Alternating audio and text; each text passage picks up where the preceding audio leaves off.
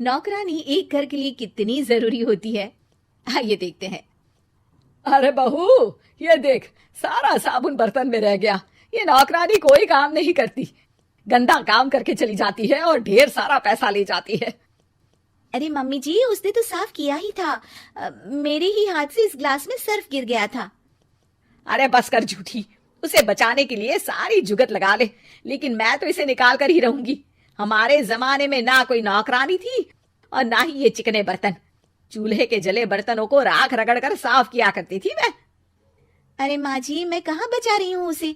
और वैसे भी आजकल नौकरानी जरूरत नहीं, स्टेटस सिंबल बन गया है। अब आप बताओ, मैं मुन्ना को नीचे घुमाने ले जाऊं तो लोगों से क्या बोलूं? झाड़ू पोछा खुद लगा रही हूँ। लोग सीधा यही पूछते हैं कि कौन सी नौकरानी काम कर रही है तेरे घर पर। अरे बस कर, ये भी कोई बात होती है? मम्मी जी, आप नहीं समझेंगी। शाम को नौकरानी घर आकर काम कर ही रही होती है कि सास को कहती है, माँ जी, एक बात बोलूं, बुरा न मानना। अरे वैसे तो मुझे तेरी शक्ल ही पसंद नहीं है, बात क्या खाक पसंद आएगी। अरे माँ जी, सुन तो लीजिए क्या कह रही है। तो मैंने कौन सा उसका मुंह पकड़ लिया है? अरे माँ जी, वो लाल साड़ी पहनती हो ना, ना पहना करो। सास का गुस्सा अब तो 7वें आसमान पर होता है। अरे वाह जी वाह, क्यों ना पहना करूं? और तू होती कौन है ये बताने वाली कि मैं क्या पहनूं क्या ना पहनूं? अरे माँ जी, पूरी बात तो सुन लो, वो बोलना क्या चाह रही है। अरे बुरा न मानो आंटी जी। अरे कौन आंटी? अपनी उम्र देखी है तूने? 2-4 साल ही छोटी होगी मुझसे और मुझे आंटी बोल रही है। बहू सर पर हाथ रख लेती है। अरे अच्छी खासी उम्र दराज हो और आंटी ना बोलूं? मैं तुम्हारी बहू से भी 4 साल छोटी हूँ। क्यों दीदी? बोलती भी क्या, एक तरफ सास यानी पति की माँ, तो दूसरी तरफ नौकरानी जिसके बिना घर का काम नहीं चल सकता। वो दरअसल माँ जी की शादी में बहुत जल्दी हो गई थी ना। अच्छा ये झगड़ा छोड़ो, ये बताओ तुम माँ जी को लाल साड़ी पहनने से क्यों मना कर रही हो? वो ना, इनकी उम्र की सारी औरतें सोसाइटी में इनके लिए बात करती हैं कि तुम्हारी सास बुढ़ी घोड़ी लाल लगाम है। बहू को ये सुनकर गुस्सा आ जाता है। अरे वाह वाह, कौन बोलता है जी? खुद क्या है यहाँ की औरतें, बाल सफेद लेकिन टाइट जींस और कोई कुछ भी पहने। अरे पहनना हमारा निजी हक है, किसी को कुछ हक नहीं बनता कि वो मेरी सास के लिए कुछ बोले। मैं आज ही जाकर माँ जी के लिए लाल जींस लेकर आऊंगी, फिर देखो कोई क्या बोलता है।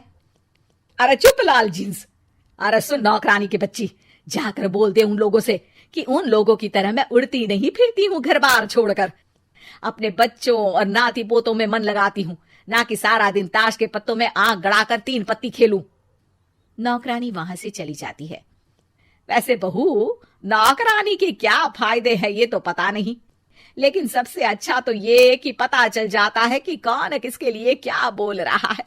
सोसाइटी में तेरा नौकरानी रखने का इरादा बिल्कुल ठीक था। अगले दिन उन लोगों के घर की बेल बजती है। बहू दरवाजा खोलती है कि सामने कुछ औरतें खड़ी होती हैं। अरे बहू, कहाँ है तेरी सास? बुला जरा। अरे बहन जी, आप सारी एक साथ आइए आइए, कैसे आना हुआ? अरे 3 पत्ते खेलने आई हैं, क्यों खेलोगी? क्यों नहीं क्यों नहीं, वैसे भी बड़े दिन हो गए, एंटरटेनमेंट हुआ नहीं।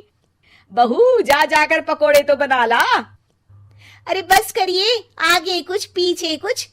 वैसे तो कहती है कि परिवार पर ध्यान देती है, हमारी तरह 3 पत्तियां नहीं खेलती। हमने कौन सा परिवार छोड़ दिया? सास सक पका जाती है। अब ये किसने कहा? मैं तो कहती हूँ कि मैं भी थोड़ा बाहर निकलूं। आपने ही तो कमला नौकरानी से ये सारी बात की थी। सास और बहू को अब सारी कहानी समझ आ जाती है कि सोसाइटी की औरतें क्यों भड़क रही हैं। माफ करिए आंटी, मैं छोटी हूँ लेकिन फिर भी पहले तो आप लोगों ने माँ की लाल साड़ी का मजाक उड़ाया था ना।